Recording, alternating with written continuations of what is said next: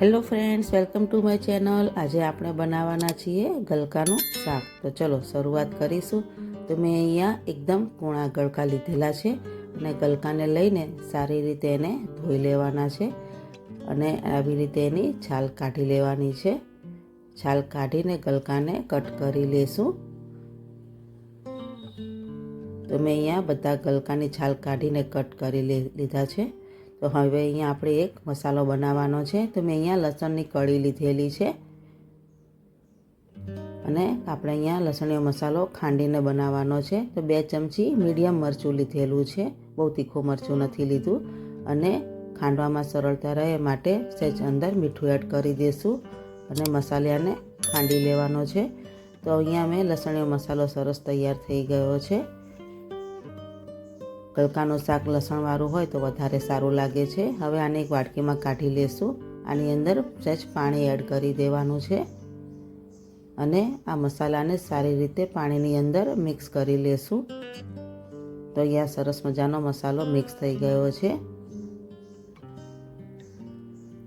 લોયામાં 2 થી 3 ચમચી તેલ એડ કરી દેશું। ગલકાના શાકમાં તેલ હોય તો વધારે સારું લાગે છે।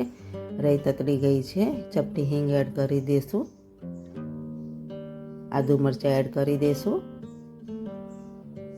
હવે જે આપણે લસણીયો મસાલો બનાવેલો હતો તે આની અંદર એડ કરી દેવાનો છે અને સારી રીતે સાંતળી લેવાનો છે અને ગેસની ફ્લેમ મીડિયમ જ રાખવાની છે। તો અહીંયા મસાલો સરસ સંતળી ગયો છે। આની અંદર ગલકા એડ કરી દઈશું।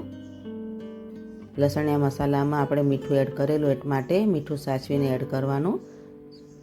હળદર એડ કરી દઈશું। બધું સારી રીતે મિક્સ કરી લેવાનું છે।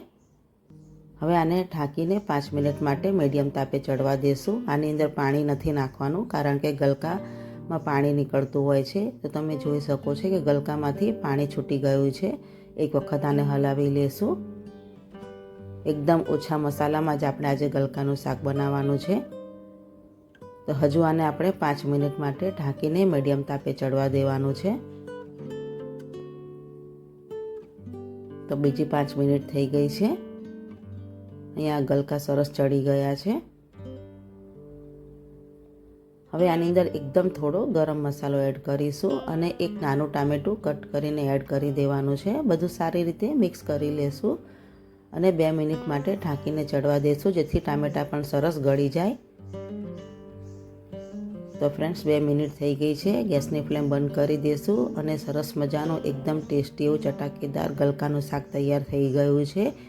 તો ફ્રેન્ડ્સ, ગલકા આમ તો જોઈએ તો સ્વાદમાં એકદમ ફીકા હોય છે, એની તાસીર ઠંડી હોય છે અને પચવામાં એકદમ હલકા હોય છે। તો તમે ઘરે એક વખત જરૂર ટ્રાય કરજો।